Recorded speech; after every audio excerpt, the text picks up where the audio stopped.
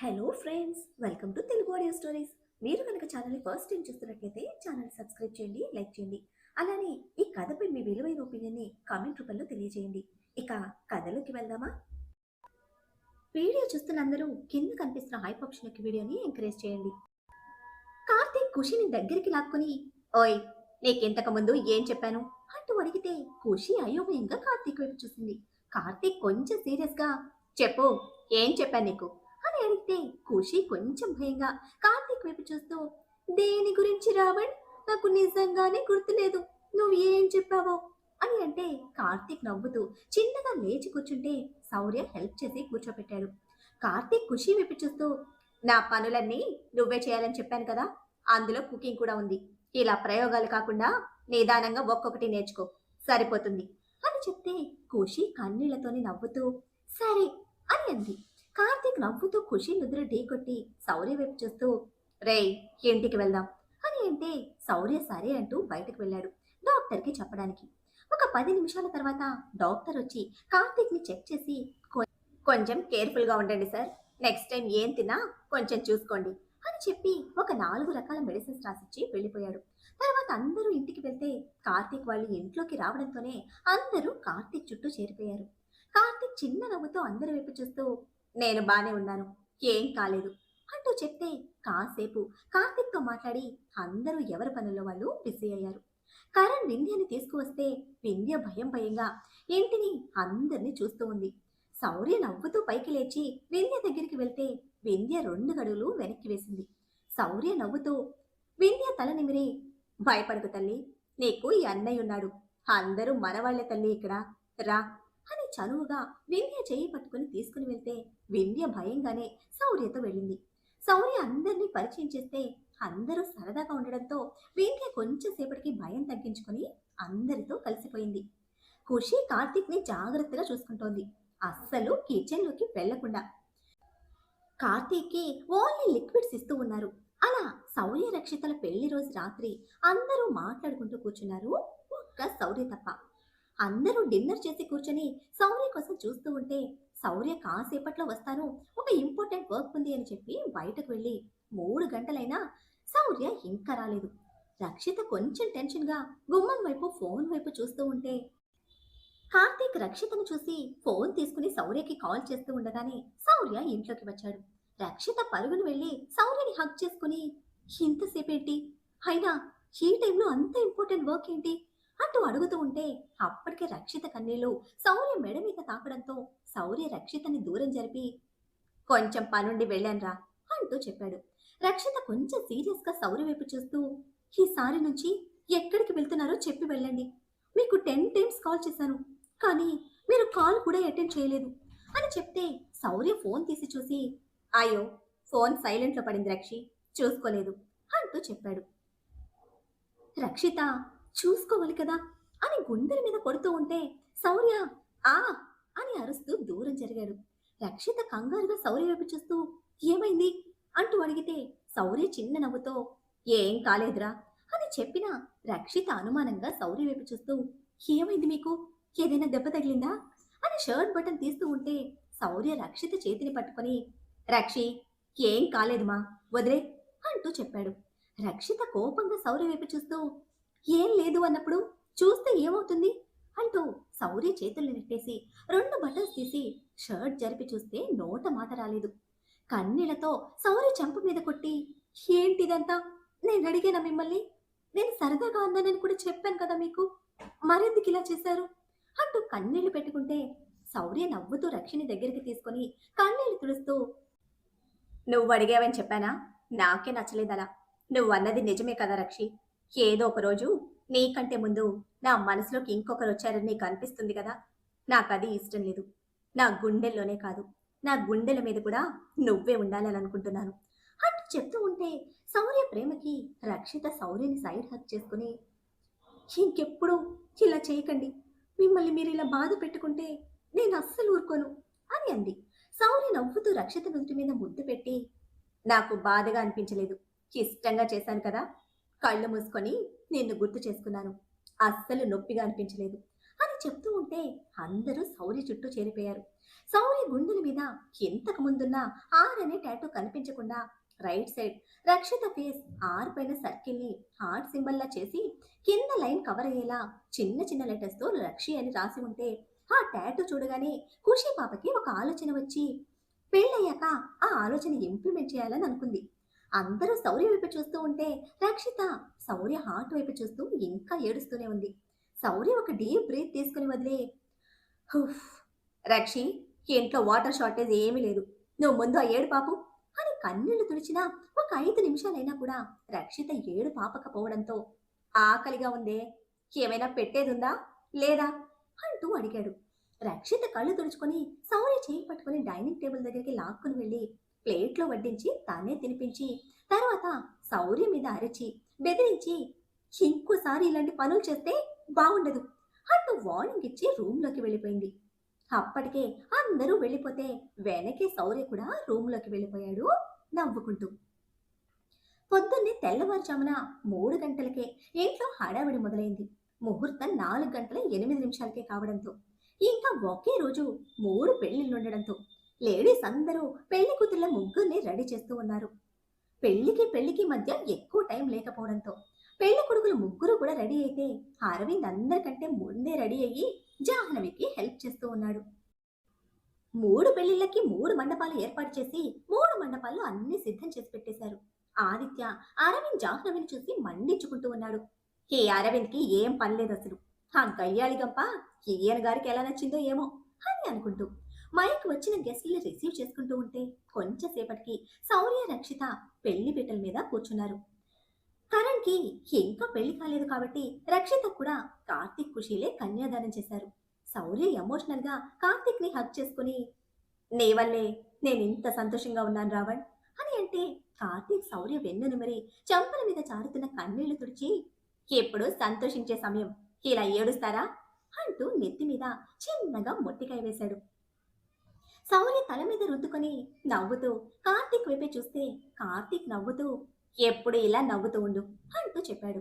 తర్వాత శౌర్య రక్షిత మెడలో 3 ముళ్ళు వేసి తనని అతని అర్ధాంగిని చేసుకుంటే రక్షిత కన్నీటి చుక్క జారి శౌర్య కాలి మీద పడడంతో శౌర్య రక్షిత నుదుటి మీద ముద్దు పెట్టి కళ్ళు తుడిచి, నాకెప్పుడు నీ కంట్లో కన్నీళ్లు కనిపించకూడదు అంటూ చెప్పి పక్కనే కూర్చున్నాడు. తర్వాత మిగిలిన కార్యక్రమాలన్నీ పూర్తి చేశారు. సమయం అప్పటికే 5 గంటల 20 నిమిషాలు అవ్వడంతో వెంటనే ఆకాష్ వేదులు కూడా పీటల మీద కూర్చుంటే వేదుకి రాజేంద్ర గారు వజ్రం గారు కన్యాదానం చేశారు. కార్తీక్ చేస్తాను అంటే మా కూతుర్ని అర్థం చేసుకోకుండా మూర్ఖంగా ప్రవర్తించి కన్యాదానం చేసే అవకాశం పోగొట్టుకున్నాం. కనీసం ఇలా మానవరాలికైనా చేయనివ్వు అని చెప్పడంతో కార్తీక్ సైలెంట్ అయిపోతే ఆకాష్ వేదు మెళ్ళలో 3 ముళ్ళు వేసి తన భార్యని చేసుకున్నాడు. ఆ తర్వాత మిగిలిన కార్యక్రమాలన్నీ పూర్తయితే వెంటనే కరణ్ వింధ్య పెళ్లి పీటల మీద కూర్చున్నారు. శౌర్య రక్షిత కలిసి వింధ్యకి కన్యాదానం చేస్తే కరణ్ వింధ్య మెడలో 3 ముళ్ళు వేసి తన జీవిత భాగస్వామిని చేసుకున్నాడు. తర్వాత కార్యక్రమాలన్నీ పూర్తయ్యేసరికి 10 అయ్యింది టైం. వచ్చిన గెస్ట్లు భోంచేసి గిఫ్ట్లిచ్చి వెళ్ళిపోతూ ఉంటే అలా గెస్ట్ అందరూ వెళ్ళిపోయేసరికి 11 అయింది. మధ్యలో అందరూ బ్రేక్ఫాస్ట్ తినేయడంతో గృహప్రవేశానికి ఏర్పాటు చేశారు. ఖుషి, వర్ష, రియా హారతి పళ్ళెం పట్టుకొని ముందు ఆకాష్ వేదులకి హారతిచ్చారు. ఒకరి పేరు ఒకరికి చెప్పుకొని లోపలికి రావాలి అంటూ చెప్తే ఆకాష్ నవ్వుతూ వేదు చేతిని పట్టుకొని, నా పేరు ఆకాష్, నా భార్య వేదుతో కలిసొచ్చాను అంటూ చెప్పాడు. వేదు ఆకాష్ చేతిని గట్టిగా పట్టుకొని, నేను నా భర్త ఆకాష్తో కలిసొచ్చాను అంటూ చెప్తే ఆకాష్ ఒక బాక్స్ తీసి ఖుషి చేతిలో పెట్టాడు. అందులో 4 బ్రేస్లెట్స్ ఉంటే ఒకటి ఖుషి తీసుకొని మిగిలినది వర్ష రియా వింధ్యాకిచ్చింది. తర్వాత ఇద్దరు జంటగా కుడికాలు లోపల పెట్టి గృహప్రవేశం చేస్తే తర్వాత శౌర్య రక్షిత కూడా ముగ్గురు కలిసి హారతిచ్చి పేర్లు చెప్పండి అంటూ అడగడంతో శౌర్య రక్షిత భుజం చుట్టూ చేయి వేసి దగ్గరికి లాక్కొని, నేను ప్రతాప్ శౌర్యవీర్, నా భార్య రక్షితతో కలిసొచ్చాను అంటూ చెప్పాడు. రక్షిత సిగ్గుతో తలదించుకుని శౌర్య చేతిని పట్టుకొని, నేను రక్షిత, నా భర్తతో కలిసి రక్షిత శౌర్యవీర్గా వచ్చాను అంటూ చెప్పింది. శౌర్య ఒక బాక్స్ తీసి వర్ష చేతిలో పెడితే వర్ష బాక్స్ ఓపెన్ చేసి అందులో ఒక చైన్ తీసుకుని మిగిలినవి ఖుషి రియా వింధ్యకిచ్చింది. అందరూ ఓ అని అరుస్తూ ఉంటే ఇద్దరు జంటలు గృహప్రవేశం చేశారు. తర్వాత వేదు, రక్షిత, నిత్య కలిసి కరణ్ వింధ్యకి హారతిచ్చి ఇద్దరు పేర్లు చెప్పండి అంటూ అడిగితే కరణ్ వింధ్య చేతిని పట్టుకొని నేను కరణ్, నా భార్య వింధ్యతో కలిసొచ్చాను అంటూ చెప్పాడు.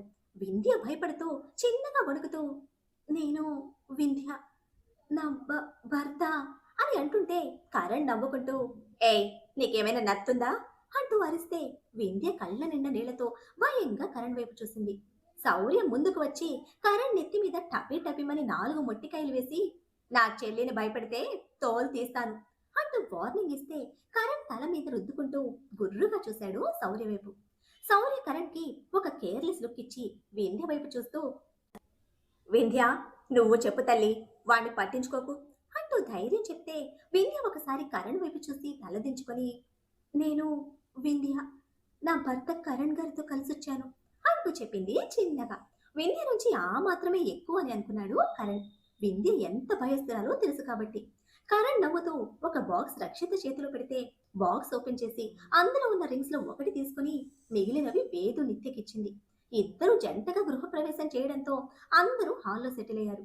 కార్తీక్ అందరి వైపు చూస్తూ ఎల్లుండి సత్యనారాయణ స్వామి వ్రతం ఉంది, తర్వాత రోజు మీ హనీమూన్ ట్రిప్ అని చెప్తే ఆనంది గారు అందరి వైపు చూస్తూ సో ఇవాళ రేపు మీరందరూ విడిగా ఉండాలి అంటూ చెప్పి పూజకి కావలసిన లిస్ట్ పంతులు గారు ఇచ్చి వెళ్ళడంతో ఆ లిస్ట్ ఇచ్చి రేపు ఈవినింగ్ కి అంతా ఇవి తీసుకునండి అంటూ చెప్పారు.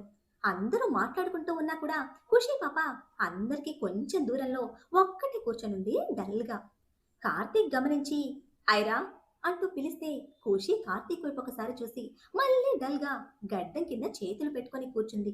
అందరూ ఖుషి వైపు చూస్తే ఆదిత్య ఖుషి దగ్గరికి వెళ్ళి మోకాళ్ళ మీద కూర్చొని మామా వాట్ హ్యాపెన్ అంటూ అడిగితే ఖుషి ఆదిత్య వైపు చూస్తూ గిఫ్ట్ గా నా కోసం ఒక్కరు కూడా టెడ్డీ ఇవ్వలేదు, అందరూ గోల్డే ఇచ్చారు, ఆ గోల్డ్ అంతా ఏం చేసుకోవాలి, నేను ఒక్కరికి కూడా నేనంటే ఇష్టం లేదు అని చెప్తూ ఉంటే మైక్ ఫాస్ట్ గా బయటకు వెళ్ళి అతని విల్లలోకి వెళ్ళాడు. కార్తీక్ తల కొట్టుకుంటూ హుఫ్, ఇది మళ్ళీ మొదలు పెట్టింది నా బ్రెయిన్లెస్ బ్యూటీ అని మనసులో అనుకుంటుంటే 4 నిమిషాల్లో మైక్ ఒక పెద్ద కలర్ఫుల్ టెడ్డీని తీసుకువచ్చి బుజ్జమ్మ ఇదిగో, నేను నీకోసమే ఇది తీసుకుని వచ్చాను, కానీ నీకిచ్చే అవకాశం రాలేదు అంటూ చెప్తే ఖుషి సంబరంగా టెడ్డీని తీసుకుని అందరి వైపు కోపంగా చూస్తూ మైక్ ని చూసి నేర్చుకోండి, మీ ఎవ్వరికి నేనంటే ఇష్టం లేదు అని అంటూ మైక్ వైపు చూస్తూ ఇప్పటి నుంచి మన ఇద్దరం ఒక టీం అంటూ చెప్పింది. మైక్ నవ్వుతూ ఓకే, మన ఇద్దరం ఒక టీం అని అంటే ఖుషి అందరి వైపు గర్వంగా చూసి మైక్ భుజం మీద తట్టి టెడ్డీని తీసుకుని వెళ్ళిపోయింది. ఆకాష్, శౌర్య, రాజు బిక్కమొహం పెట్టుకుని కార్తీక్ వైపు చూసి వెంటనే గుర్రుగా మైక్ వైపు చూశారు. మైక్ కాలర్ ఎగరేస్తూ నేను బుజ్జమ్మ ఒకటి అంటూ చెప్తే శౌర్య, ఆకాష్ కోపంగా మైక్ వైపు అడుగులు వేస్తూ ఉంటే మైక్ బయటకి పరుగులు పెట్టాడు వాళ్ళకి అందకుండా. రాజు కోపంగా మైక్ వైపు చూస్తూ పట్టుకోండి సార్ వాణ్ణి, అస్సలు వదిలిపెట్టకండి అంటూ అరుస్తూ ఉంటే అందరూ నవ్వుతూ చూస్తున్నారు వాళ్ళ వైపు. కార్తీక్ అరవింద్ వైపు చూస్తూ ఆరు ఇలారా అంటూ పిలిస్తే అరవింద్ కార్తీక్ పిలుపు నచ్చి హుషారుగా కార్తీక్ దగ్గరికి వెళ్ళాడు. కార్తీక్ నవ్వుతూ ఎల్లుండి మార్నింగ్ నువ్వు ఆది కలిసి కాలేజ్కి వెళ్ళిరండి, నీ అడ్మిషన్ గురించి ప్రిన్సిపల్కి ఆల్రెడీ చెప్పాను, నీ సర్టిఫికేట్ సబ్మిట్ చేసి అడ్మిషన్ ఫిల్ చేసిరా అంటూ చెప్తే అరవింద్ నవ్వుతూ ఓకే బావా అంటూ చెప్పాడు. అలా ఎవరి పనుల్లో వాళ్ళు బిజీగా ఉంటూ ఆ రోజు గడిచిపోతే నెక్స్ట్ డే తర్వాత రోజు సత్యనారాయణ స్వామి వ్రతం కోసం కావలసినవన్నీ తీసుకొచ్చి అన్ని జంటలు వ్రతంలో కూర్చునే ఏర్పాట్లు చేశారు. రాకేష్ గారు దగ్గరలో ఉన్న విల్లాలోకి షిఫ్ట్ అయ్యి 4 రోజులు ఇక్కడే ఉండాలి అని చెప్పడంతో అక్కడే ఉన్నారు. తర్వాత రోజు ఉదయం అందరూ రెడీ అయ్యి వ్రతం కోసం కావలసినవన్నీ తీసి పెడుతూ ఉంటే అప్పుడే జమదగ్ని గారు వాళ్ళ కుటుంబంతో లోపలికి రావడంతో ఆకాష్ ఎదురెళ్లి సాదరంగా వాళ్ళని ఆహ్వానించాడు. అప్పుడే గార్డెన్లో నుంచి పూల బుట్ట తీసుకుని వచ్చిన ఆదిత్య స్కై బ్లూ కలర్ లెహెంగాలో బుట్ట బొమ్మలా ఉన్న జ్వాలని చూసి ఫ్రీజ్ అయ్యి రెప్ప వేయడం కూడా మర్చిపోయి జ్వాల వైపే చూస్తూ ఉండిపోతే జమదగ్ని గారు రాజేంద్ర గారిని పలకరించి కార్తీక్ వైపు చూస్తూ సారీ బాబు, పెళ్లికి రావడం కుదరలేదు, పని మీద ఊరికి వెళ్లాల్సి వచ్చింది అంటూ చెప్తే కార్తీక్ చిన్న నవ్వుతో ఇట్స్ ఓకే సార్, కూర్చోండి అంటూ సోఫా చూపించాడు. జ్వాల మదర్ గంగా గారికి వజ్రం గారితో కొంచెం పరిచయం ఉండడంతో ఆవిడతో మాట్లాడుతూ ఉంటే జమదగ్ని గారు కూర్చొని కార్తీక్తో ఆకాష్తో మాట్లాడుతూ ఉన్నారు. జ్వాల మౌనంగా జమదగ్ని గారి పక్కనే కూర్చుంది. కార్తీక్ తల తిప్పి గుమ్మం దగ్గరున్న ఆదిత్య వైపు చూస్తే ఆదిత్య జ్వాల వైపు చూస్తూ ఉండడంతో నవ్వుకుంటూ ఆదిని పిలిచాడు కొంచెం గట్టిగా. ఆ పిలుపుకి ఆదిత్య తేరుకుని కార్తీక్ వైపు చూస్తే కార్తీక్ నవ్వుతూ వెళ్ళి జ్యూస్ కాఫీ తీసుకునిరా అంటూ ఆర్డర్ వేశాడు. ఆదిత్య కొంచెం భయంగా జమదగ్ని గారి వైపు చూసి మాట్లాడితే ఎక్కడ దొరికిపోతాడో అని సరే అన్నట్టు తలూపి పూల బుట్ట పక్కన పెట్టేసి కిచెన్లోకి వెళ్ళి ఒక 5 నిమిషాలకు ఆదిత్య ఒక ట్రేతో బయటకు వచ్చాడు. మొదట జమదగ్ని గారికి కాఫీ ఇస్తే జమదగ్ని గారు ఆదిత్య వైపు చూస్తూ కాఫీ తీసుకున్నారు. కార్తీక్ నవ్వుతూ, సార్, నా తమ్ముడు ఇప్పటి నుంచి మన కాలేజీలోనే చదువుతాడు. అంతేకాదు అంటూ అరవింద్ని పిలిచి, he's Aravind, my brother in law. Aravind కూడా మన కాలేజ్లోనే జాయిన్ అవుతున్నాడు అంటూ చెప్తే జమదగ్ని గారు ఇద్దరి వైపు ఒకసారి చూసి సైలెంట్గా ఉన్నారు. ఆదిత్య, రాజేంద్ర గారు, రాకేష్ గారు, వజ్రం గారు, గంగ గారు ఆనంది గారికి కాఫీ ఇచ్చి జ్వాల దగ్గరికి వస్తే జమదగ్ని ఆదిత్య వైపు చూస్తూ తను కాఫీ తాగదు అంటూ చెప్పడంతో ఆదిత్య జ్వాల చేతికి గ్లాస్ ఇస్తూ కొంచెం గొంతు సవరించుకొని, సార్, ఇది కాఫీ కాదు, మిల్క్ అని చెప్పాడు చిన్నగా.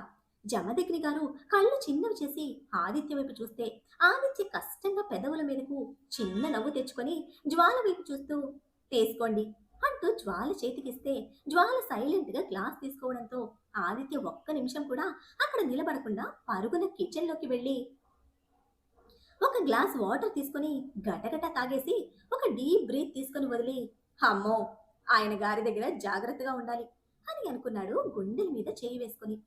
అందరూ పరుగున వెళ్ళినా ఆదిత్యం చూసి నవ్వు ఆపుకుంటుంటే ఒక 5 నిమిషాలకు ఆదిత్య బయటకు వచ్చి జమదగ్ని గారిని తప్పించుకొని తిరుగుతూ జ్వాలకి సైట్ కొట్టుకుంటూ ఉన్నాడు. మరి మన ఆది కలలు నిజమై జ్వాల తన లైఫ్ పార్ట్నర్ గా వస్తుందా? ఖుషి వాళ్ళ బిజినెస్ ప్రపోజల్ సక్సెస్ అవుతుందా? పెళ్ళైన ఈ జంటలన్నీ హనీమూన్ కి వెళ్ళి గుడ్ న్యూస్ చెప్పేదెప్పుడు?